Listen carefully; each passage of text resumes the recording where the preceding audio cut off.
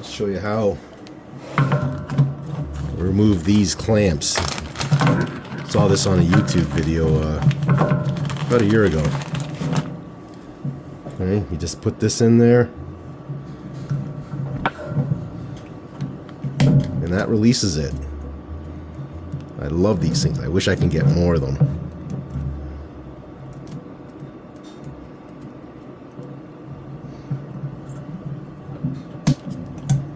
And they're reusable. Just clamp them back on. That's one thing I like about those. Now the second thing is to test the pop-off value of these things. So you got to pull these apart. This is off the better running of the two jet skis. You just separate them like that, and there you have. This is the fuel pump side. This side does not have a fuel pump, as it is fed from this one.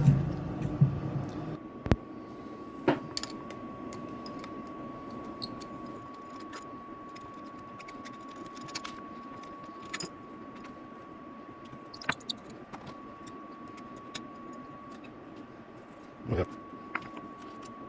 And of course, those are getting used on another one, so yeah, we're gonna try to salvage these.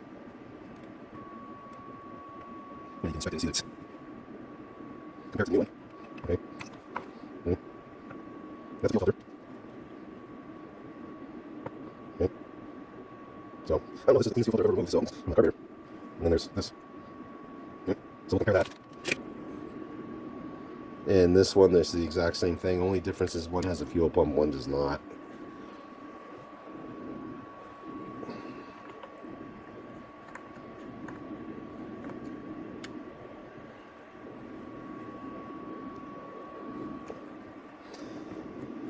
They do have special screwdrivers for these. This is not one of them,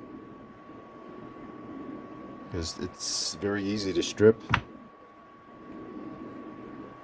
and you really don't want to strip that. So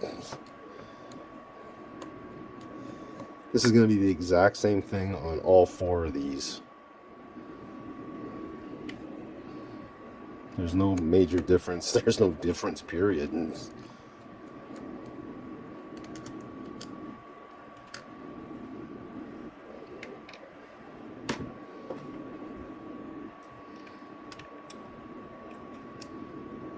okay. This is all oil, by the way, because I did a pop-off test, and you have to have oil in your carburetor to perform that. So that's what this is all about. Okay. So I got two carbs here. We're going to do the pop-off test. It's someone at work I was telling this. They weren't aware of it, so I'm going to, this is my, just to demonstrate how that works.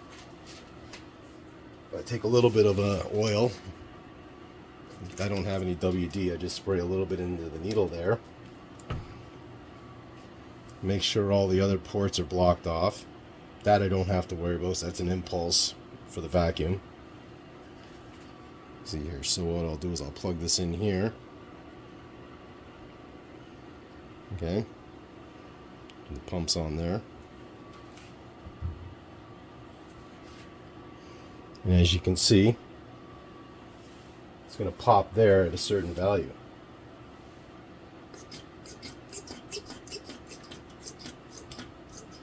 This has been popping at like 15. See that? So that was at 12. A better idea. So it's supposed to be popping at 18. This is popping at 12. Okay, the other carbs pop at 18. That was the rating I got. So that carb pops at 12. This is the carb that doesn't have the pump on it. It's a 2-carb engine. Let's see where that's going to be. Okay. So I spray a little bit of that in there. Plug this guy in. The other end's plugged off with a drill bit. Okay.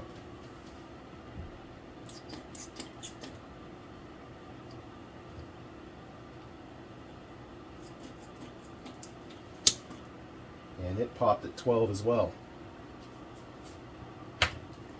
I'm not going to test the other two. I got to tear them apart, but same pop off value. Now my understanding is either this is not accurate, or as long as the two values on both the carbs for the popping off value is the same, they should function properly. And that's basically what I just tested. These I just rebuilt. Here's all the... So here are the parts for these carbs, brand new. I'm going to reassemble them. That's really easy. And then these are going to go on the ski once everything's ready. Okay, so here we are with 770. And now this is the last thing I have to take care of. So I needed an O-ring gasket for this timing cover, which goes right here. Alright, I couldn't find any to purchase, so I wound up just making it out of a piece of O-ring cord, which you can order off of Amazon. You just assess what size you need, and you know, this is 3 mil. It's a little bigger than this. If this doesn't work out, I'm just gonna make a bigger one or another one with this bigger material. But the idea is that you put it in place. I had to tape it in, and I started here. This is the top, and made my way around, taped it, and when I got to the end, I just cut them even and put a little bit of Gorilla Glue, and there's a joint somewhere on here. Now my next process is to actually install it and pump some air into connecting it right here and see if it holds air. That way I'll know that no water is going to get in here and wreck it, or at least damage it the way it did on that 770 right over there. So next process coming up. Okay, just to show, there's my homemade gasket, my O-ring gasket. Okay, the joint's right there. That's the top. That's where the timing mark is. Okay, now we're going to install it on here and perform that test and see if it's holding. If it doesn't, well, I'm going to make another one out of a bigger material. Okay, so the first O-ring didn't hold out, so I wound up using this 3mm stuff. And okay, let's pump it up and see how we fare. I gotta hold this and pump it at the same time. I'm using this little hand pump there, so we'll see how it holds.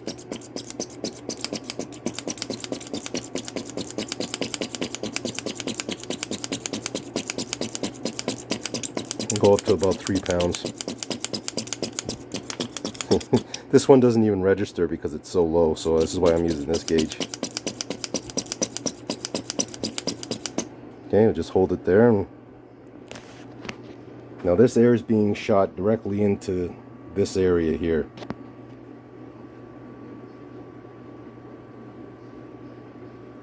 And my O-ring seems to be holding.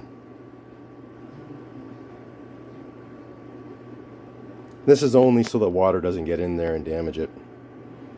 So I'm gonna keep an eye on this for a little while, but that seems to be fine. I don't care if it leaks. Like, if it's 100%, it hasn't moved. Now here, to prove, so this pump is also got a relief on it.